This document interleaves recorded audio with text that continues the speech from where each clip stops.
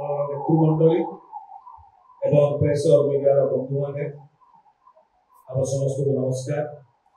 विशेषकर आज विजु परिवार को विजु जनता दल को जो प्रकार भाव में आमर भौणी गुलमाफी दलवासी हबीब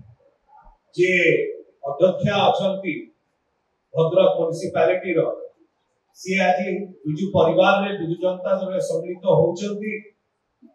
आमे ताको स्वागत करूछु, अभिनंदन करूछु, धन्यवाद ज्ञापन करूछु एवं ताको सहित जो हजार हजार सत्यकर्ता समर्थक माने आसीचंती माननीय मुख्यमंत्री श्री नवीन पटनायक जो धर्म निरपेक्षता जो चिंताधारा रही ताकर जो विकास वार्ता रही 2026 रे ओडिशा को विकसित ओडिशा परिवार जो स्वप्न रही एवं भद्रक जिला को आउरी सुदृढ़ करिवार जो चिंताधारा रही से निश्चय भौणी को बहुत बड़ अवदान रहिबो। विजु जनता दल माननीय मुख्यमंत्री सबले महिला सशक्तिकरण विश्वास करती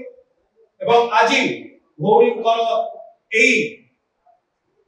जो प्रकार भाव में से विजु बाबू नवीन बाबू चिंताधारा अनुप्राणित विजु जनता दल में सम्मिलित होती दल को आउरी शक्तिशाली करिवो आउरी समृद्ध करिवे। धन्यवाद।